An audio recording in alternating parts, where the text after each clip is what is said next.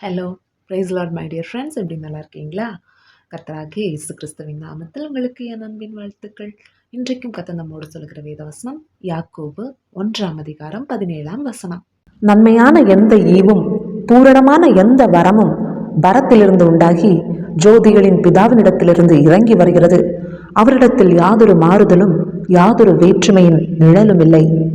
Every good and perfect gift is from above, coming down from the Father of the heavenly lights, who doesn't change like shifting shadows. அருமையான தேவனுடைய பிள்ளைகளே, அந்நாள் ஒரு பிள்ளைக்காக ஆண்டவருடைய சமூகத்திலே போய் மனங்கசந்து அழுதாள். தேவாலயத்திலே போய் பொருத்தனை பண்ணினாள். இவள் மது வெறி கொண்டு வெறித்திருக்கிறாள் என்று ஏலி நினைக்கும் அளவிற்கு அவள் மன கிளேசத்தினால் போய் புலம்பிக் கொண்டே அழுது கொண்டிருந்தாள். அவள் ஒரு பொருத்தனை பண்ணுகிறாள்.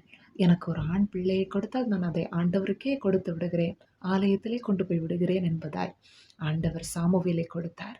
அவன் மிகப்பெரிய தீர்க்கதரிசியாய் மாறினான். அருமையான தேவனுடைய பிள்ளைகளே, இன்றைக்கு நீங்களும் நன்மைகளை எதிர்பார்த்து காத்து கொண்டிருக்கிறீர்களா? உங்கள் விண்ணப்பத்திற்கு எப்பொழுது ஆண்டவர் பதில் கொடுப்பார்? ஆண்டவர் வாக்கு பண்ணியிருக்கிறாரே, எப்பொழுது இந்த வாக்குத்தத்தங்கள் நிறைவேறும் என்று எதிர்பார்த்து காத்து கொண்டிருக்கிறீர்களா? நிச்சயம் அவர் வாக்கு பண்ணினவர், வாக்கு மாறாதவர். தொடர்ந்து அவருடைய பாதையிலே மனமகிழ்ச்சியாய் ஓடுவோம். வாக்கு பண்ணினவர் நம்முடைய கைகளிலே வாக்கு தத்தங்களை கொடுத்து வாக்கு தத்தங்களை நம்முடைய வாழ்க்கையில் நிறைவேற்றி நம்மை மகிழ பண்ணுவார். பொய் சொல்ல தேவன் ஒரு மனிதன் அல்ல, மனம் மாற அவர் ஒரு மனுபுத்திரனும் அல்ல. அவர் சொல்லியும் செய்யாதிருப்பாரோ, அவர் வசனித்தும் நிறைவேற்றாமல் இருப்பாரோ. ஆம், நன்மையான எந்த ஈவும் பூரணமான எந்த வரமும் ஜோதிகளின் பிதாவினிடத்தில் இருந்து நமக்காக இறங்கி வருகிறது. நாம் அதை நிச்சயம் பெற்றுக்கொள்வோம்.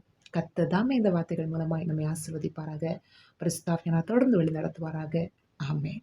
God bless you all. Bye bye.